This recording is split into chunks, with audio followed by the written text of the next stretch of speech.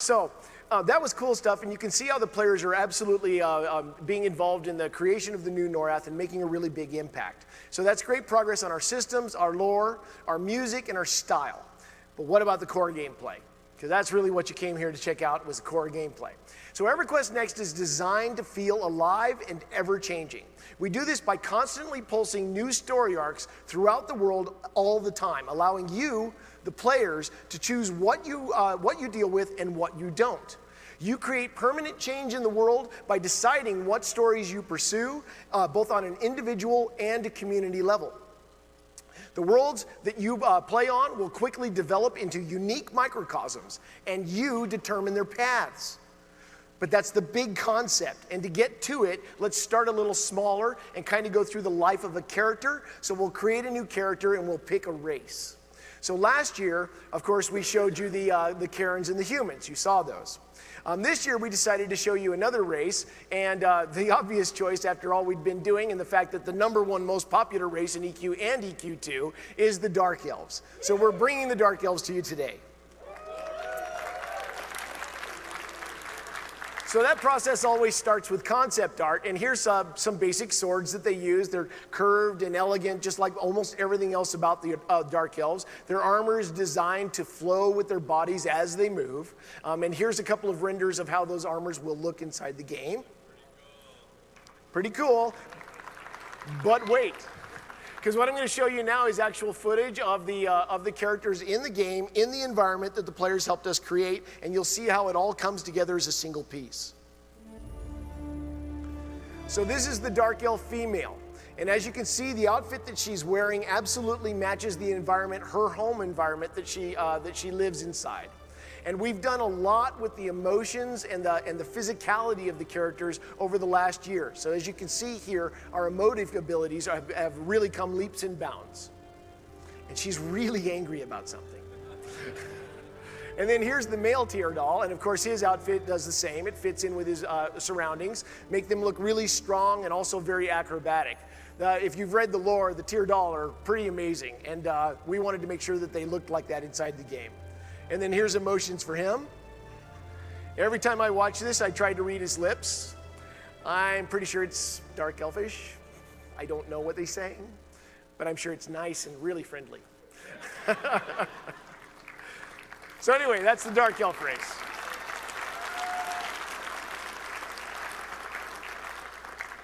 So in order to tell you a little bit about how our game plays, I'm going to go out on a limb and do a little bit of a risk and tell you a story about how our character progresses through the game. So right now we've picked Dark Elf as our race. Now we need to pick a class. And EverQuest Next is going to launch with 40 different classes that you can find, collect, and use. At the start, you'll select your class from a shorter list, though, and then you'll find the others as you play through the game. To show you our first two classes, the Warrior and the Wizard, I'd like to bring up Senior Producer for EverQuest Next and Landmark, Terry Michaels. Hey, Terry. All right. Thank you, Dave. So I know all of you guys were here last year, so you've already seen what we showed off last year for the Warrior and the Wizard. But we wanted to take a little bit of time and show you what we've done over the past year and how progressed and how they're going to play in the game. So here's an image of our wizard, and that class was really designed around the idea of, the stereotypical glass cannon, right? He really doesn't want to be up in combat. He wants to stay at ranged. He wants to blow people or groups of people up because that's what his real forte is. But we made sure to give him some abilities to deal with other situations, and we'll talk about that. So let's take a look at what he looks like in combat.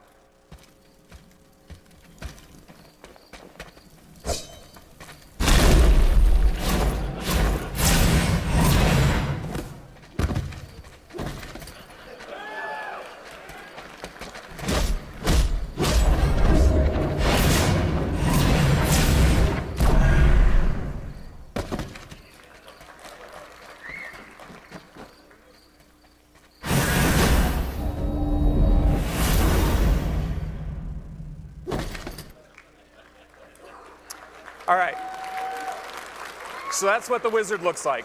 But now I'm going to take you through that piece by piece so we can talk about what's going on so you can get an idea of a few of the abilities. Now, the wizard will have a ton more abilities than we're talking about here, but this will give you a real idea of how they're going to play in the game.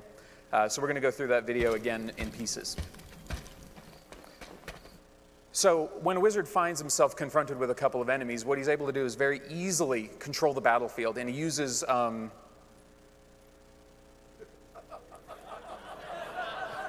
help out. Upheaval, thank you.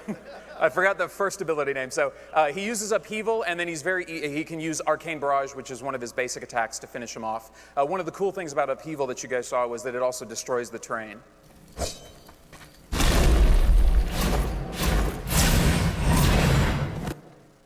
And then we talked about the fact that the wizard really doesn't like to be up close and personal in combat, but sometimes they're going to find themselves in that situation.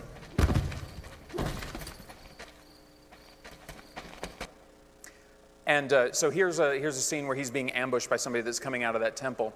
What he has is he has the ability to use Vortex, which pulls the enemies into the spot that he's standing in, and then teleports them a distance behind, where then he can finish them off with those ranged abilities that he really likes to use.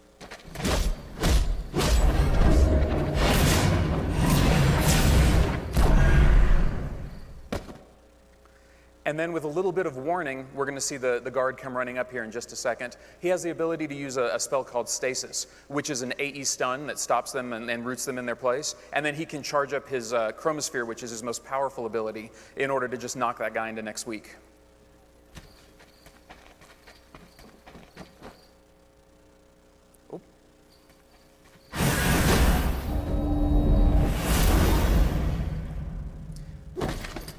And so that gives you an idea of a few of the abilities that the wizard's going to have. So what do you guys think? Do you think the wizard's going to be pretty cool to play? I can tell you we've had a lot of fun when we've been playing with it. All the designers get out and we do combat tests, and the wizard happens to be one of my favorites, but that's the kind of class I always play in games. So now let's talk about the warrior. Okay, this is what the warrior looks like now. We've gone with a different look. It's no longer Kishar from last year. I think she looks particularly, I guess I can say badass. You know, we're in Vegas, right? You know, I really like the way she looks. The warrior is all about controlling the battlefield, deciding where and when you're going to fight. And she's just a force of destruction. So let's see what she looks like in combat.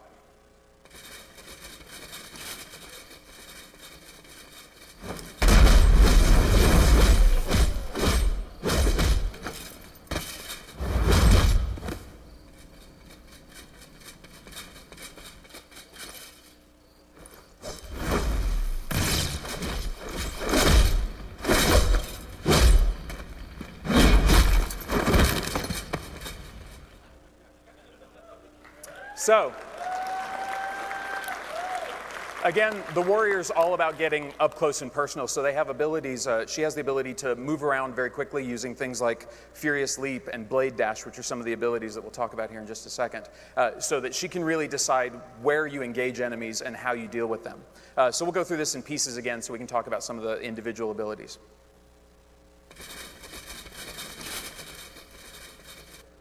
So the warrior sees this group of guards coming through the gates, and she decides that the best way to deal with them is to ambush them from above. And she uses Furious Leap to jump from the top of the tower there and land on top of them, and then starts to whirlwind. And anybody who's not smart enough to get out, well, they have to pay the consequence of that.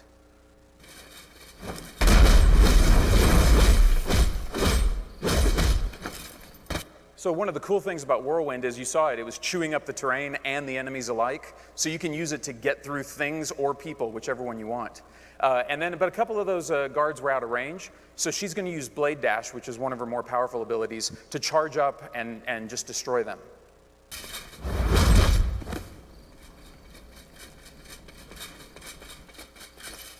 But sometimes she's faced with foes that are a little tougher than the ones we've seen so far.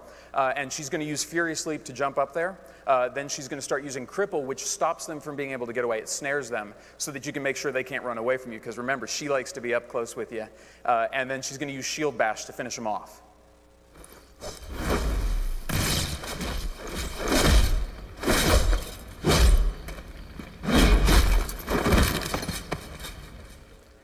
And so if that's the kind of game you like to play, that's what the warrior's going to look like. You guys like that one too? All right. Thanks, guys. I'm going to turn it back over to Dave, and he'll tell you a little bit more about the game. Thanks, Terry. Okay, so now let's get back to our story. So our character is now, well, we chose the Dark Elf, and now we're going to choose between our starting classes. And just because we just showed the Warrior, let's go ahead and do that, like get up close and personal with our foes. So we'll become a Teardal Warrior and go out looking for trouble. Well, it's not going to take you very long to find it in EverQuest Next. So let's talk about combat and how that works in EverQuest Next, because it's different than what you're used to in most MMOs. Combat is active, and it has a lot of skill, or it has a lot of elements of skill in it. You'll need to position your body and facing to maximize your attacks, and you'll also need to watch the speed of your targets so that you can time your attacks. Being aware of your surroundings and watching what your targets are doing will be key to your survival. Every situation is different, and you'll need to use your abilities cleverly and appropriately. You can absolutely become good at combat because skill is definitely rewarded in this game. Okay, so far? Okay, so let's go back to our character and talk a little bit about his advancement and how he picks up new classes and gets better. So returning to our characters, you start traveling around and let's say you run into a guy being accosted by brigands on the side of a road, and you decide that you're going to get in the way and save him. Well, you do that, and then you find out that this guy is a priest of Nathaniel. So you befriend him a little bit, and then he asks you to be his bodyguard on a journey to a nearby city. So you go ahead and travel with him, and there's a series of adventures. Well, eventually this guy decides that you're all right, and he offers to teach you how to become a cleric. Well, this would be your opportunity to learn a second class and have a warrior and a cleric. And to run us through what a cleric can do in this game, well, let's bring out lead designer Darren McPherson, and he can explain exactly what that is.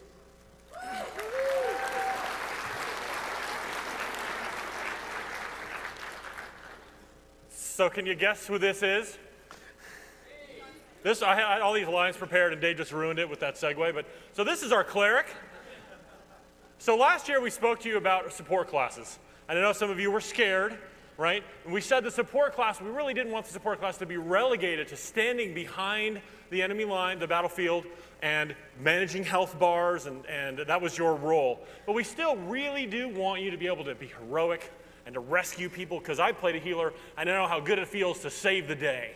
And we want to give you those opportunities. We also require that you be active and that you can participate in the battle, because that's more fun than watching UI. We have good UI, but it's not that amazing. So let's run through this video, and you'll see how the cleric plays.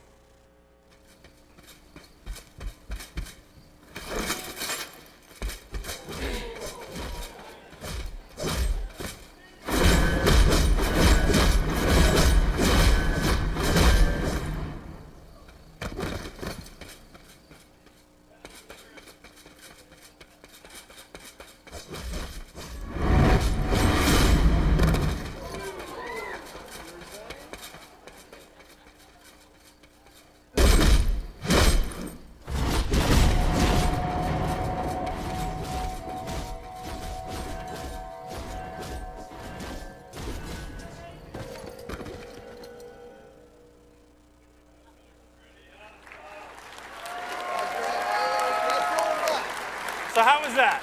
Is that okay?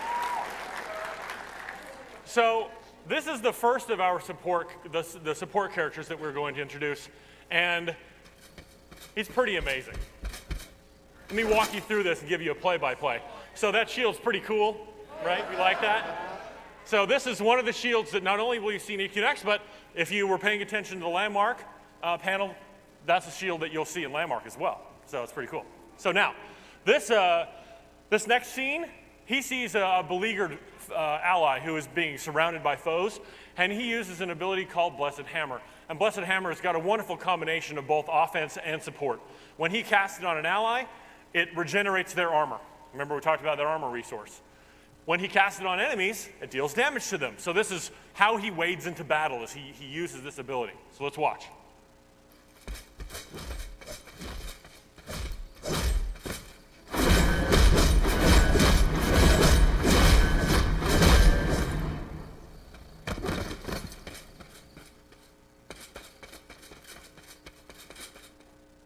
This is clearly a pickup group because that guy just ran ahead. But Are there any clerics out here? Any clerics in the audience? Okay, so you've always been equipped to deal with stupid, and we give you the ability to deal with stupid in lots of ways, okay? So here we're going to use an ability called Intercession, and it's going to allow you to charge toward enemies and knock them back. Does damage to them, but if an ally is nearby, and this is meant to rescue, right? If an ally is nearby, it rejuvenates their armor again. So you charge into battle and you rescue, and this is a very visceral and wonderful feeling, and it's better than watching UI bars. Let's watch it.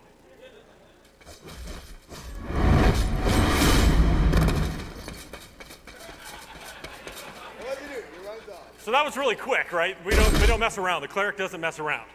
Okay, so we also stress, not only we stress, being able to be a good support class and being able to be mobile on the battlefield, be able to move around and be where the emergencies are, we want you to be a leader as well. Someone said battle cleric out in the audience.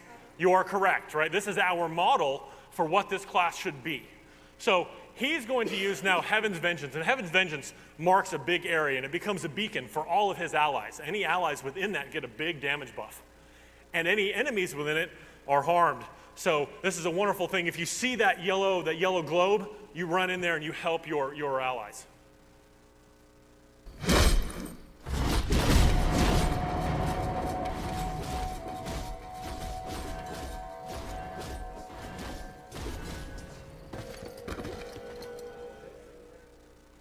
So these are just some of the abilities. What do you think? You like that?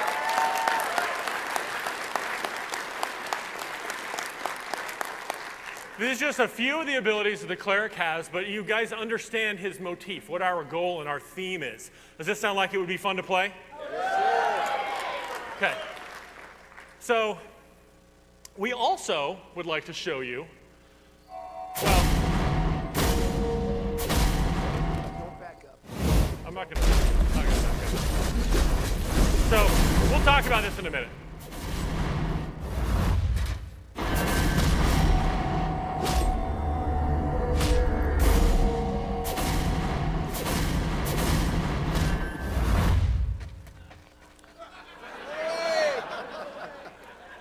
So what is typically more dull than Mark Tuttle's jokes?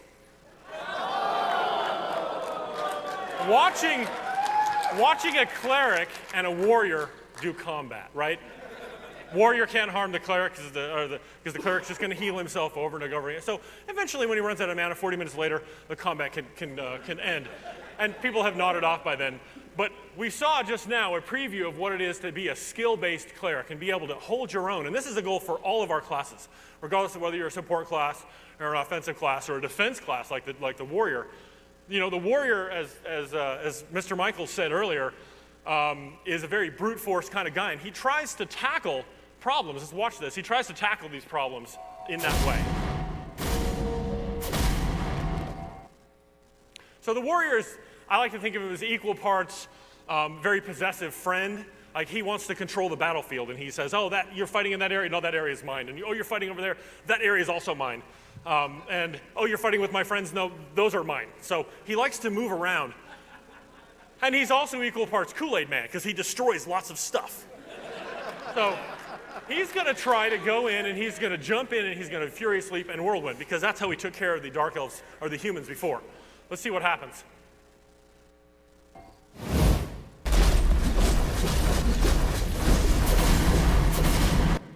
Okay, so Ryan Shannon was our cleric, and he's a pretty highly skilled player, and he just moved out of the Whirlwind, and then he healed himself up using Blessed Hammer. So the warrior is tackling this, and I think he's going to be disappointed. In the next clip, you're going to see the warrior's got a wonderful ability that we demonstrated earlier called Blade Dash, and that's what you would use to close with a character, but you have to line it up. You should go straight.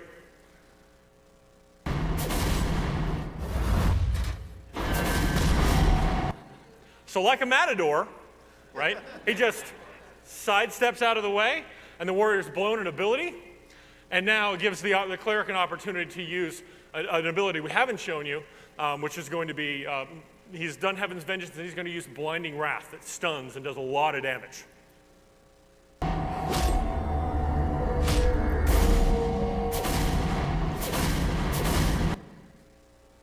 So faced with all this, I think the warrior is going to lick his wounds. He's going to run away.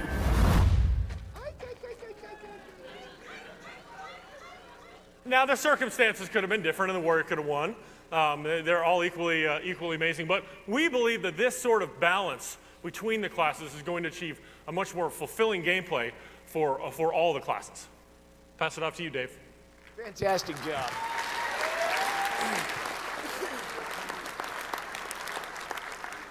And the quote of the presentation just has to be, Kool-Aid Man. He didn't do that in rehearsal. That's great. So anyway, let's get back to our character again. So now we have the warrior and the cleric classes at our disposal, and it's time to strike out into the unknown. Well, let's talk a little bit about how that happens. The world is filled with all kinds of opportunities for adventure, and the content is changing all the time. It's pushed by events, both player-driven choices, and of course, with us messing around with the world to keep it entertaining. The game keeps track of everything that you've done, and it gives you hints on the things that you might like to do. You get a lot of those tips from talking to NPCs and finding out what's going on in the world, but you also get them from your companion book, which is called the Rose Song. Now, the Rose Song will give you all kinds of just tips and hints and suggestions about where you might go. So let's talk about what our character finds in the world. He decides by checking the Rose Song that he hears about rumors of darkness in a nearby forest named Kithakor. So he journeys there, and what he finds is that there's a war going on between the Night Wraiths and the Dryads for control of the forest. He, being a Dark Elf warrior, decides to go check out with the Night Wraiths, and they tell him that if he'll help them overcome the Dryads, they'll teach him knowledge that they have at their disposal. So he goes and does that, and through a series of adventures, he finally earns the opportunity to learn the Elementalist class.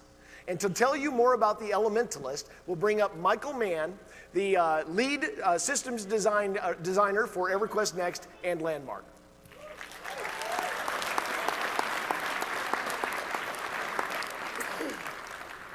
Hello, everyone. So, as Dave told you, I'm going to tell you about the Elementalist. So, the Elementalist is a caster class. He likes to cast ice and fire spells mostly, and what he really excels at is controlling the battlefield, right? We've talked about control a lot, and it's actually a really important part of the game. In a game where there's heroic movement, you're moving all over the place and dashing around, it's kind of important to have a guy that says, hey, don't go there. And if you go there, you're going to take a lot of damage, right? Don't say I didn't warn you. So we're going to check him out, and then I'll explain what's going on afterwards.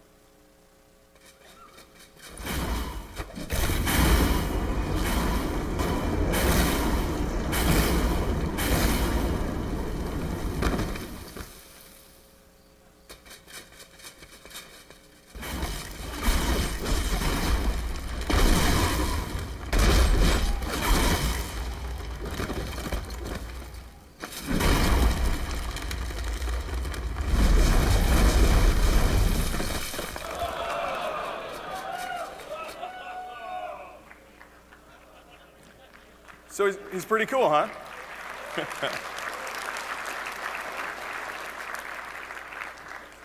So in the first section, you see him, when the soldier walks up to him, he's casting an ability called Ice Shards. And what it does is it shoots 3 ice bolts out in front of him. And I mentioned, or I think I mentioned earlier, he actually does more damage the closer you get to him. So he's extra dangerous. He's kind of a, extra risk versus reward, right? And what Ice Shards does, when you get close to him, you actually get hit with multiple bolts. And so he, it deals a little bit extra damage. And then what you saw, there's a big fire pillar that he placed down. And it'll make you do like the fire dance. Did you guys check that out? You'll see it in a second. But that's one of those spells that says, hey, don't go in this spot. It does a ton of damage over time, and he can actually place multiple out at a time. And so we'll show you.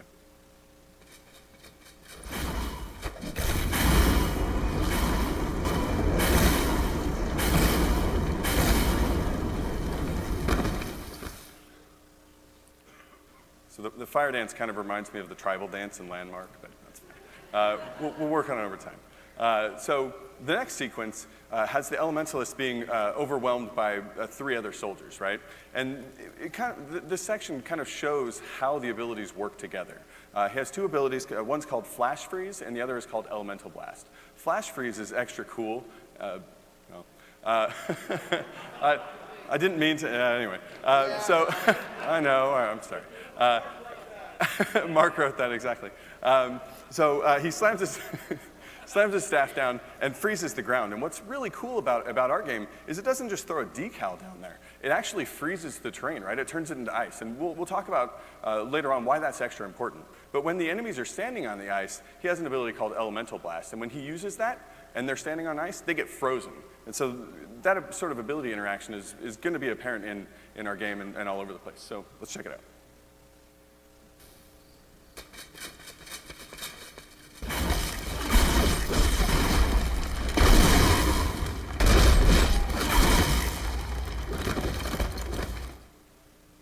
See the, yeah, all right. So as Darren was saying, the warrior is extra possessive. You saw him kind of jump in and be like, those are my enemies, right? But in this next scene, what you're going to see is the elementalist casts Flash Freeze again. And you remember how I was talking about it actually changing the terrain? Well, all of our different types of terrain have different toughness strengths, right? And so some are more difficult to break through than others. The warrior comes in and tries to, whirlwind a hole in the ground, but you see it doesn't work. And so after the flash freeze, the warrior comes in and the ice is more brittle and they're able to break through the ground and get to the next fight.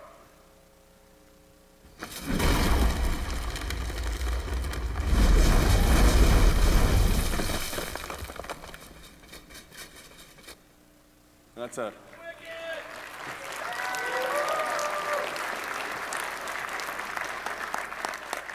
I guess the next fight is in the Dark Elf Market underneath the city, so it's a dangerous place. Anyway, back to you, Dave.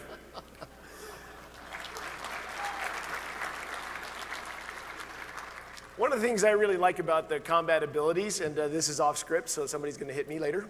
One of the things I really like about them is the fact that different characters mix and match with other classes' abilities to really good effect. And it's not just destroying your opponents, but it's also using the environment around you, toppling pillars, causing damage to things to change the situation in the environment around you. And the fact that the abilities can be used intelligently, like to extend long movements, like maybe you can jump and then double jump and then use a teleport ability to get even further, those kinds of things make the combat very fluid, and you need to be situationally aware all the time because you can really change the environment by just being a smart player, which is what we really want out of this game. We want you to be able to play the game and get great at it. So anyway, let's get back to our story. By the time our character has learned how to be an elementalist and done his thing in Kithakor, he's found some good gear, and he's got a few classes under his belt. So he wants to make a difference in the world, and the easiest way to make an impact in our world is to participate in rallying calls. Now, rallying calls are the huge story arcs that we introduce and run through the worlds. There's several of them going on all the time, and you guys choose what's interesting to you. So depending upon what you choose and what you do when you get there, you can quite literally change your world. So, our character hears about the Teardal recovering and restoring a long-forgotten citadel that was abandoned before the Dragon Wars. And if you've read the lore, you know what I'm talking about with the Dragon Wars. So we journey there and participate in a whole bunch of different kinds of adventures. There's dozens of adventures that are available at this citadel. And you can delve down into the dungeons, you can pursue ancient mysteries, you can help this Teardal do all kinds of different things and generally support them in their cause. In particular, this time around, we decided to delve into the catacombs. And while we're down there, we find rumors and clues to an ancient discipline known as the Tempest. So we start on an extended quest to find out more about that, and players around us are all doing that sort of thing also. But eventually, we become part of a clandestine order that focuses on the single element of lightning. And to tell you about the Tempest, and you're going to like this one, let's bring back up Michael Mann, the lead system designer for EverQuest Next and Landmark. Hello again. I almost forgot to come up here. Did you guys see that? I guess I shouldn't have said anything. Anyway, so this is the Tempest. The Tempest is a class that's extra focused on heroic movement. She's one of my favorite classes to talk about, right? And you'll see why in a moment. She's really Really awesome. But she focuses on heroic movement, and she moves around the combat area, and she kind of hones in on single targets and then annihilates them. So check her out in action.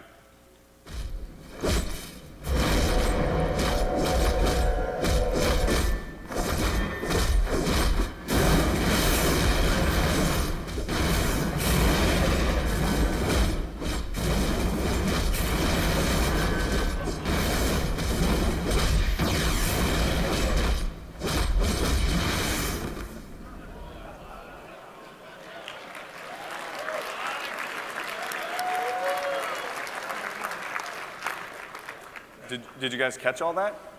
It's pretty good. I was told not to use lightning fast as a reference, but so what happens here is the Tempest is watching the fight from kind of up in a balcony in the Dark Elf city, and she looks down the battlefield and she spots the cleric being the person that's really controlling the area, right? The cleric's bolstering his allies, and so she says, hey, you know what, I'm going to glide down there and I'm going to take care of business.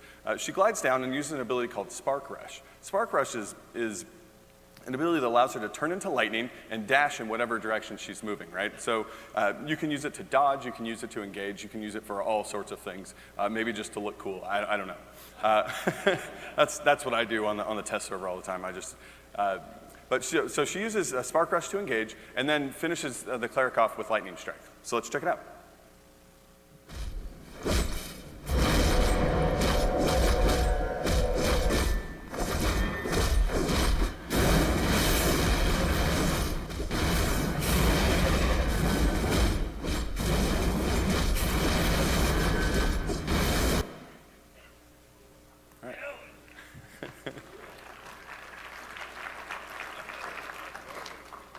So after the Tempest finishes off the cleric, she kind of wants to just take care of the rest of the guys, right?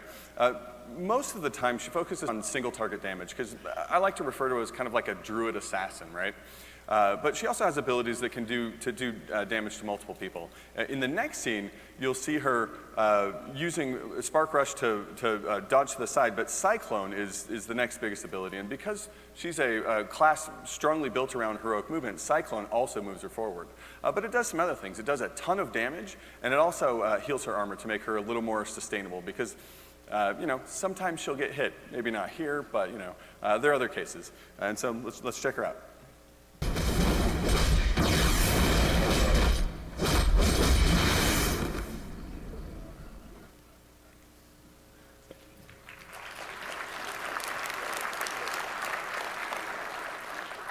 So these are just a few of the abilities that the Tempest has, and what we really want to show you is the heroic movement and using the battlefield to your advantage. We'll be talking more about classes later on today. The panel's at 6 o'clock, so I hope to see you guys there. Thank you, Dave.